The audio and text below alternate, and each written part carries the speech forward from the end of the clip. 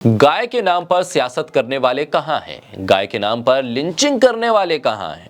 गाय के नाम पर चुनाव लड़ने वाले कहां हैं और गाय के नाम पर कारोबार चमकाने वाले कहां हैं?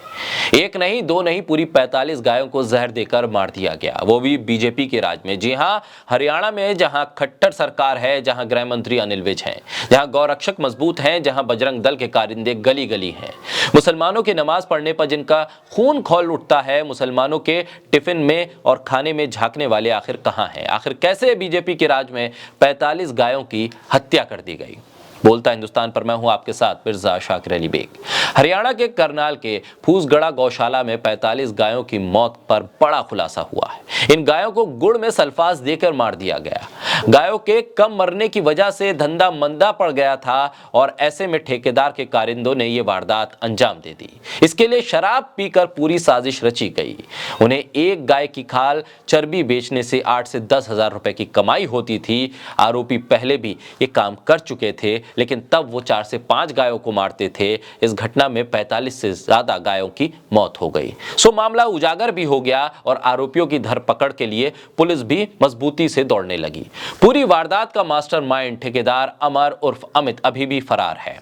27 जनवरी की सुबह खबर आई कि फूसगढ़ गौशाला में गायों की मौत हुई है। रात 2 बजे से गायों की मौत शुरू हुई थी। सुबह होने तक 45 गाय मर चुकी थी। इसमें से 10 गाय बीमार भी पाई गई। इसके अलावा ये मामला जब पूरा संदिग्ध बनने लगा तब प्रशासन भी हरकत में आया। गाय की विसरा जांच के लिए भेजा गया, लेकिन कोई भी ठोस निष्कर्ष नहीं निकला। जांच के लिए डिविजनल कमिश्नर ने 4 मेंबर्स की हाई लेवल इंक्वायरी कमेटी बनाई। इस दौरान पुलिस ने इस मामले में थाना सेक्टर 32 और 33 करनाल में केस दर्ज किया। पुलिस ने इसकी जांच शुरू कर दी, जिसके बाद पुलिस ने गौशाला के आसपास के सीसीटीवी फुटेज को खंगालना शुरू किया। फूसगढ़ गौशाला के गेट पर, सभी सड़कों पर, चौक और दुकानदारों के यहां लगे सीसीटीवी कैमरों में 26 जनवरी की रात के फुटेज खंगाले गए और फिर वहां से पुलिस को सुराग मिलना शुरू हुआ। इसमें 5 आरोपी गौशाला की तरफ जाते दिखे। इनके चेहरे ढके हुए थे, मगर कई जगह पर लाइट होने की वजह से कपड़ों से इनकी पहचान हो गई। इसके बाद पुलिस ने कुरुक्षेत्र के शाहबाद की डेहा बस्ती से विशाल, करनाल सिटी की मंगल कॉलोनी के रहने वाले रजत, करनाल में जम्मू कश्मीर कॉलोनी की झुग्गी में रहने वाले सूरज और अंबाला के डेहा बस्ती के सोनू को गिरफ्तार किया। इनका 5वां साथी अमित अभी भी फरार है। इस पूरे मामले में विशाल सबसे अहम आरोपी है। शाहबाद के मरकंडा गौशाला में गौवंश की मौत के साथ भी ये जुड़ा हुआ है। इसमें विशाल आरोपी भी है। हालांकि यहां आरोपी विशाल ने ठेका खुद लेने के बजाय अमित को दिलवाया था। फिलहाल अमित फरार है। आरोपियों ने इस बारे में बताया कि शहर में कम पशु मर रहे थे, इससे उनका धंधा मंदा हो गया था और गौशाला में भी रोज 3 से 4 गाय ही मर पाती थी।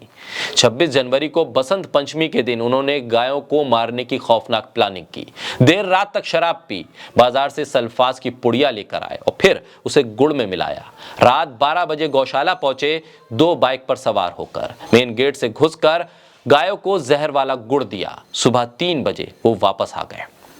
27 जनवरी की सुबह होते होते 45 गाय मर चुकी थीं। इसके बाद निगम के अफसर और बजरंग दल के कारिंदे पहुंचे, जिन्होंने गायों को जमीन में दफना दिया।